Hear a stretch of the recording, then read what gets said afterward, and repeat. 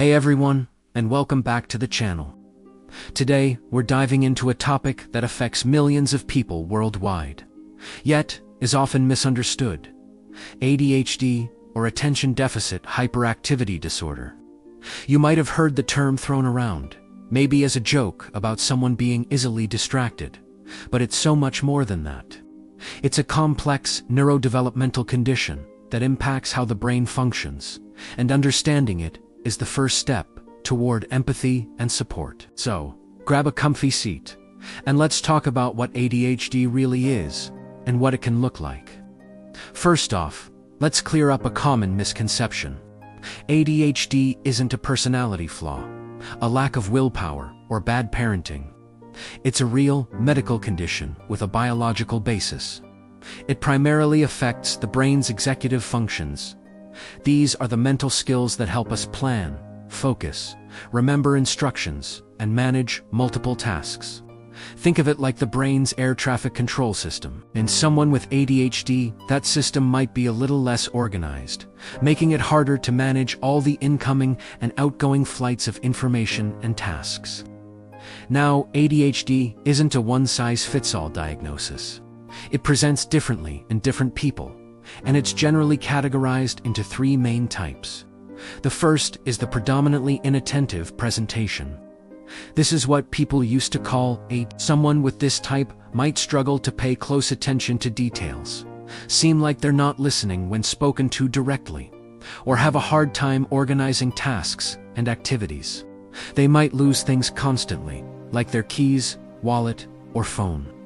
It can feel like their mind is always somewhere else, drifting off into daydreams.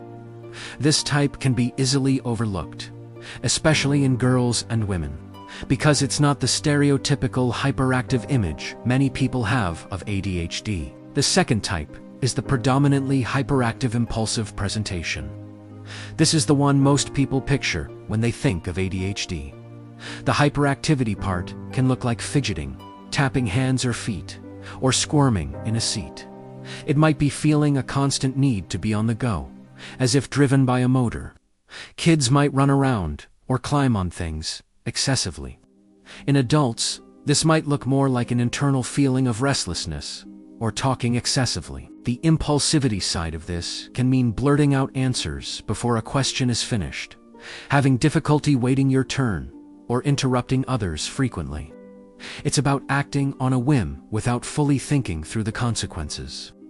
And the third type is the combined presentation.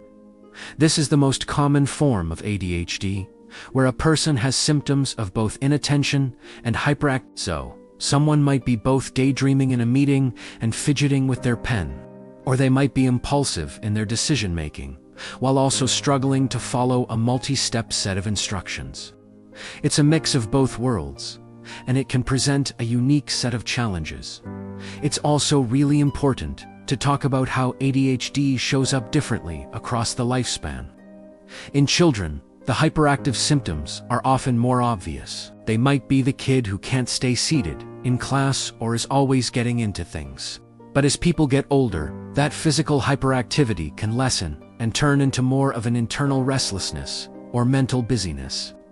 An adult with ADHD might not be climbing on furniture, but they might be constantly switching jobs, starting and abandoning hobbies, or feeling overwhelmed by the simple act of managing a household. Let's dive a little deeper into some of the more subtle signs you might not immediately connect with ADHD.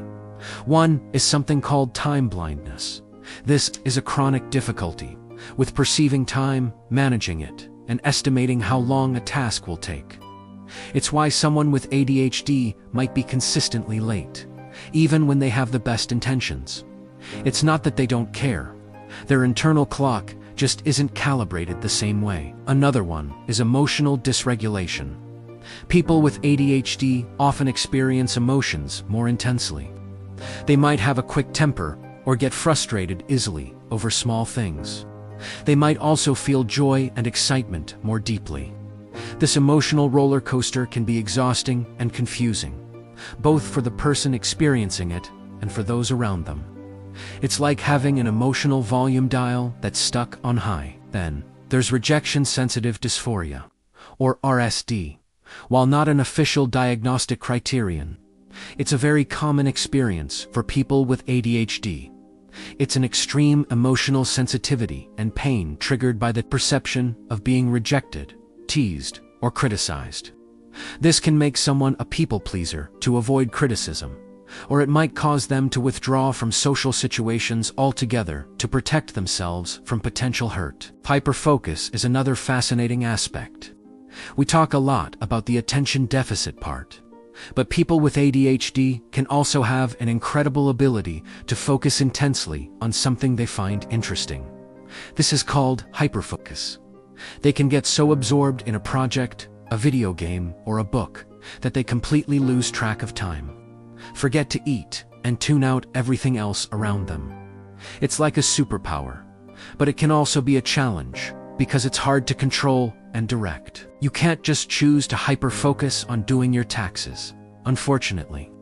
So, what do you do if this all sounds a little too familiar, either for yourself or for someone you know? The first and most important step is to talk to a qualified professional, like a psychologist, psychiatrist, or a doctor who specializes in ADHD. A proper diagnosis involves a comprehensive evaluation, not just a quick checklist. They'll look at your history, your symptoms, and how they impact different areas of your life. Self-diagnosis can be a helpful starting point for understanding, but it's not a substitute for professional medical advice. And please, remember that an ADHD diagnosis is not a life sentence of struggle. It's an explanation. It's a roadmap that can help you understand why certain things have always been hard and can open the door to strategies, tools, and treatments that can make a huge difference. This can include therapy, coaching, lifestyle adjustments, and sometimes medication. It's about learning to work with your brain, not against it. It's about harnessing the strengths that often come with ADHD, like creativity, out-of-the-box thinking, and incredible passion. If you are struggling with your mental health or feeling overwhelmed, please know that help is available. You can reach out to a mental health professional, talk to a trusted friend or family member, or call a support hotline. There are people who want to help you, and you don't have to go through this alone.